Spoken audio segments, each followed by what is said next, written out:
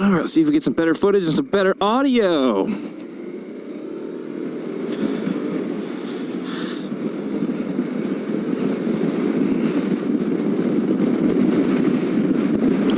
Okay, so what we're going to talk about today and what I like to talk about today are two very different things. I'd like to talk about anything with regards to motorcycles, parts, equipment, blah, blah, blah, blah, blah, repairs. But here I am talking about COVID-19 because that's literally all that anybody will talk about. I can't get anybody to talk about anything else. It's just driving me absolutely nuts. Like, all I want is to get out, ride, stay safe, keep everybody else safe. So, here's a few ways you can do that yourself. So, number one, avoid going out to public areas or places where you're going to run into other people or touch anything that other people might touch unless absolutely necessary. If you do find yourself in a situation where you're interacting with other individuals, just maintain a 6-foot distance. It's that easy. If people are coughing or sneezing or look unwell, stay further away and just totally avoid interacting with them at all. The other thing you can do, number two, number two is if you have surgical masks or masks of some sort, you can put them over your own face if you're going out in public, and that helps prevent transmission if you happen to be an asymptomatic carrier. How will you know if you're an asymptomatic carrier? You won't. You won't. You'll have no symptoms. You'll just be spreading it around like a little germ sponge, dispersing your germs everywhere. Well, virus. It's actually virus. Yeah, so that's just a great way to be respectful to your neighbors, be respectful to the public, be respectful to the immunocompromised. Ideally, they won't find themselves out in public during this time anyways, but if they do, you doing your part to help protect them and help prevent the spread is greatly appreciated by them, I'm sure. Ooh, fogging up here.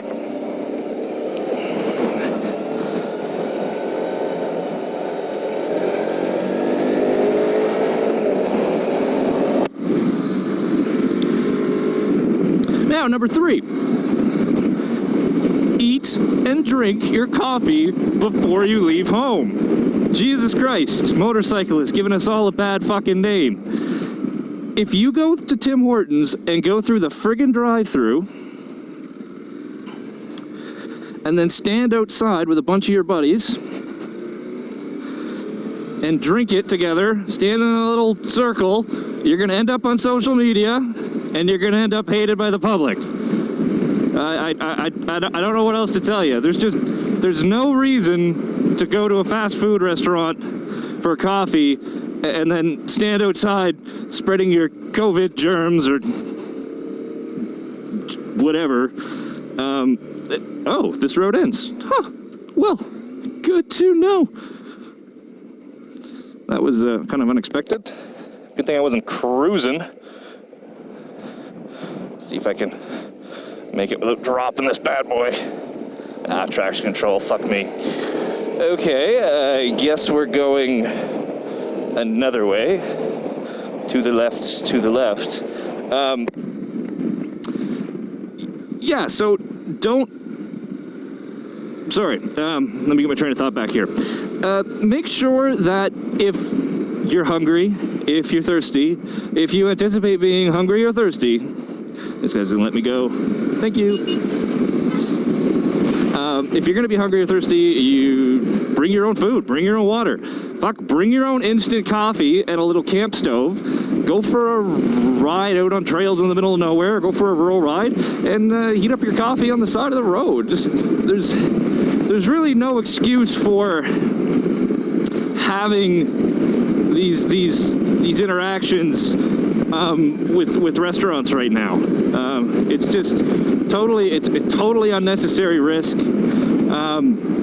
I drive by the McDonald's where I live semi-regularly, and I just see vehicles lined up all the way around, and it's just ridiculous. Oh, what else can you do to help protect yourself? Bring hand sanitizer if you can find some. I wish you the absolute best of frickin' luck with that. Lysol wipes, that kind of stuff. Don't bring a passenger, especially if they don't live in the same house as you.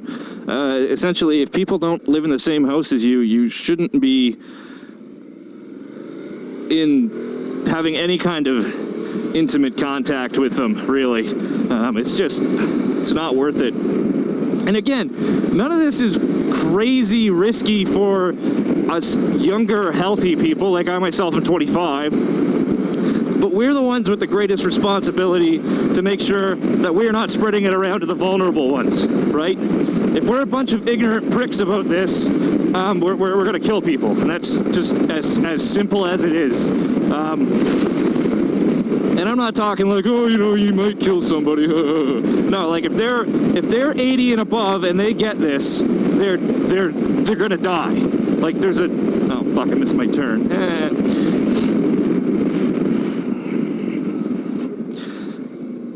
But don't let this take away from the point I'm about to make here.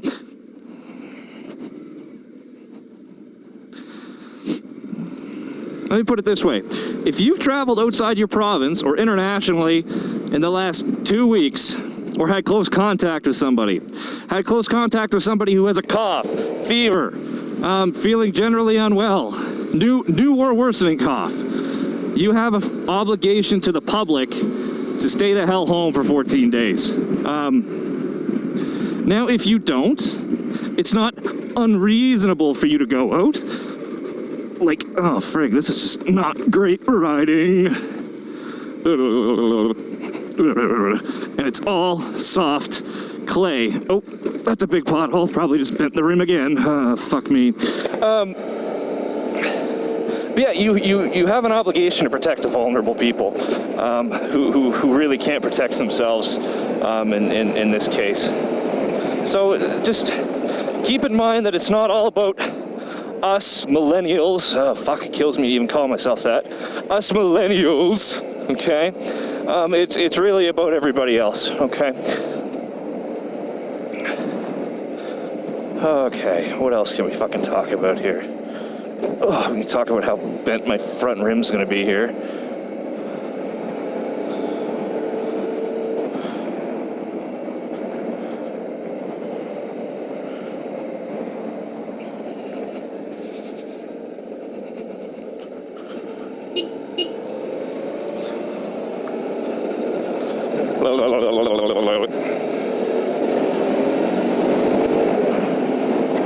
I gotta say, I love this Suzuki V-Strom, but fuck, it is easy to overdrive your suspension if things are rough. Okay, let's get off the COVID topic. Let's talk about this airbag vest, the Hit Air. Now, airbag vests have been around for quite a while, actually. I think it's been like 10 or 15 years that they've been around. But from what I understand, aside from the racetrack, they haven't really caught on with the mainstream rider. I don't know if that's what you would fucking call them or not. Anyways, general riders, they haven't really caught on. And I have a theory about that. I think it has something to do with the $900 price tag of the fucking things. Like, don't get me wrong, I want to be safe. And for me, with the amount of riding I do and the type of riding I do, $900, totally worth it. But for the average Joe just getting into riding, like, what the fuck? Like, that's just ridiculous. Like, I'm trying to figure out where the $900 comes in. And I don't know, I'm not an engineer. Maybe these things are actually worth that much. But when I can spend $30 on a CO2 cartridge to replace this one if I accidentally set it off, I really am just super confused at where the value is in these things. Now, I'd love to throw some stats at you guys about, you know, survival rates with these vests and all that kind of junk. I've inquired with some people, some surgeons, some trauma guys, my paramedic colleagues, and nobody has really seen these used. Aside from one paramedic who worked at a racetrack in Ontario. But she said the majority of riders didn't use them just because they were prohibitive in terms of cost. But again, for me, with the amount of riding I do, type of riding I do, it was worth it for me. Now let's talk a little bit about the features. So basically, how this thing works. Fuck. Talk about it here eventually when I can get out of this hole. Okay. So how this thing works is it's tethered to the bike on this thing, this little bad boy right here. So it just the vest itself clips into a tether that's attached to the bike. And then it takes about 60, 70 foot-pounds of force to, 60, 70 pounds of force to actually set the thing off. Now, when it does get set off, it's quicker than you can blink your eye. It's super fast. And what it does is this bad boy flips up, it immobilizes my C-spine, this bad boy flips down, protects my hip. And then these, of course, inflate as well, just protecting your chest and back, as well as your ribs. Now, again, if you're driving 130 kilometers an hour, and you plow into, like, if you're driving 130 kilometers an hour, you go down into a ditch, and you plow into a fucking culvert, well, I'm sorry, it doesn't matter what you're wearing, it's just going to be the luck of the draw for you, unfortunately. But if you're unlucky enough to end up in a collision with another vehicle, right, and you get thrown from your bike or detached from the bike in any way, you have a bit more protection to your core and your upper body. Now, mind you, again, if you're going fast enough that your vest and your gear and your body can't dissipate that deceleration in a reasonable manner, it doesn't matter. Your internals are just going to be ripped apart. The ligaments that hold your organs to your chest wall, they'll just tear, they'll detach, you'll bleed internally. Again, so ride responsibly. Don't drive like an asshole. Avoid getting in a collision to begin with. But if you do, I would rather have one of these than not. Okay? Again, they haven't really caught on. There's no research behind them that I'm aware of. I even reached out to Hit Air to see if they'd send me an extra CO2 cartridge so that I could take this in and show it to my colleagues, show them how it worked, and show just how it protects you. But they, I almost got a sneeze coming. It's the COVID. No, I'm good. Okay. Yeah, just so I could show my colleagues how it worked, and they never emailed me back. And this is a Canadian company, so I find it strange that they're not interested in spreading the word about these around to the medical communities, first responders, that sort of stuff. But anyways, it's their product, their company, they can do what they want. But I would recommend that, you let people know what the deal is with your product. Oh, this is super muddy.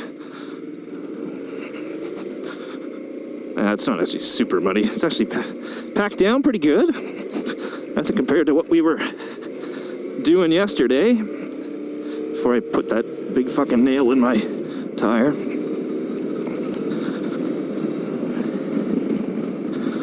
So yeah, if you've got your tax check, you're looking for a little extra protection while you're riding, this is a great option. especially for us ADV riders who are going down trails, 50, 60, 70 kilometers an hour sometimes. And, it's not like if you go down, you're going to slide across the pavement for a while, and you need a lot of abrasion resistance. No, what's going to happen is if you go down, you're going to slide for about 10 feet, and you're going to hit a tree or a rock or a boulder or something like that, right? And you want that impact protection.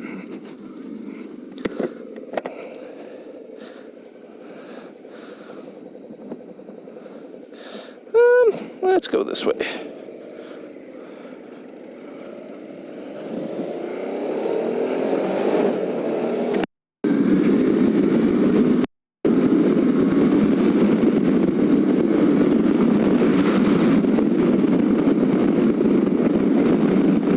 Oh, what else can we talk about, guys? We got COVID, we got this bad boy. Oh yeah, let's talk about the ACR. So this is the ACR ResQ link.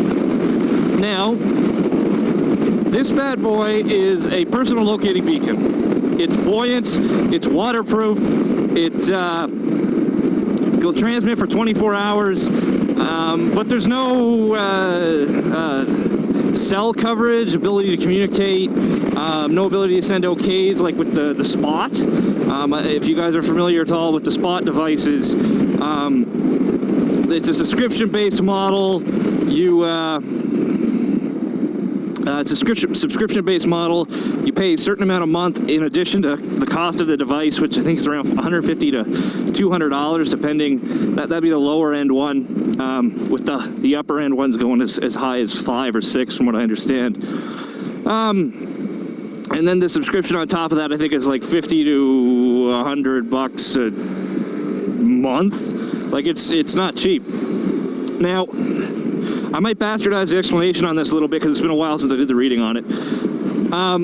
This bad boy costs about $500. It broadcasts like 500 megahertz or something like that.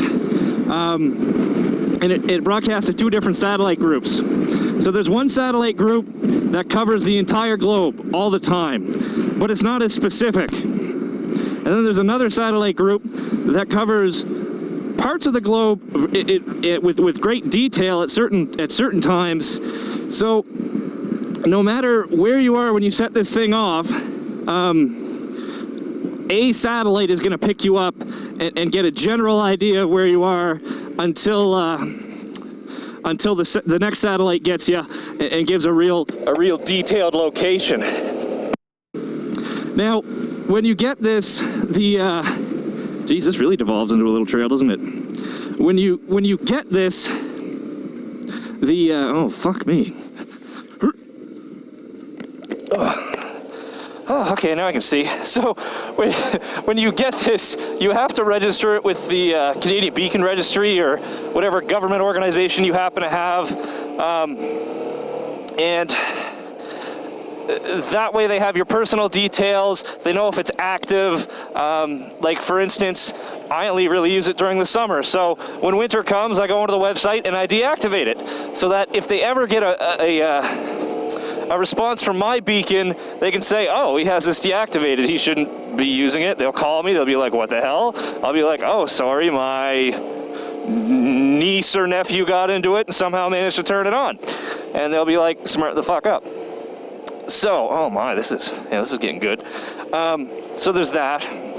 The spots, if you hit the SOS on your spot, from what I understand, it'll get blocked if you're in deep snow. It'll get blocked if you're in like a little gorge. It really just doesn't have the transmission power for you to rely on it if shit hits the fan. Where this, it's got one use and one use only. Oh, this is okay. I don't think so. So this has got one use and one use only. So if I'm out here and I wreck and I've got nobody with me and my cell phone doesn't have reception and I'm seriously injured, I'm setting this bad boy off and the SAR techs are coming to me. It's going to the Joint Search and Rescue Coordination Center. They're going to coordinate with the local authorities or search and rescue, fire, medics, whatever, to get somebody out to your location to find out what you need. If you ever need to use it, and you need to use it legitimately, it's not a bullshit call, whatever. It's free for replacement. There's no cost associated with it. It's just the upfront cost of the device, which is $500. Now, yeah, that's a fucking that's a lot of money. I feel you, but it's good for 5 years. You know it's going to work. If you set this thing off, people are coming to help you. People are coming to find you. And there's all kinds of stories about people using these and being rescued. So I don't hesitate to recommend it at all. I've never had to set one off. I've never gotten close to setting one off. But what I find now is where before I was really hesitant to go out riding into the wilderness, go out riding into locations that are really off the beaten path, out real rural Nova Scotia. Now I have just enough confidence and reassurance that if I manage to hurt myself and don't have cell coverage, that I can still get some help if I need it. So it's really enabled me to ride further, ride longer, and ride alone if I want to, though I generally try and avoid it. You know, it's not always possible for someone to ride with you because of time constraints. B, do the kind of riding that you want to do, like this, for instance, or have the same skill set, right? So it just gives you more options in that respect.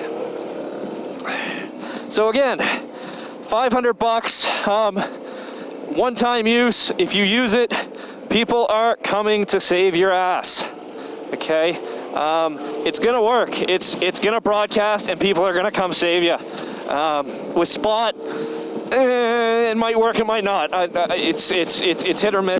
And for the price of the things, it's not worth it in my opinion.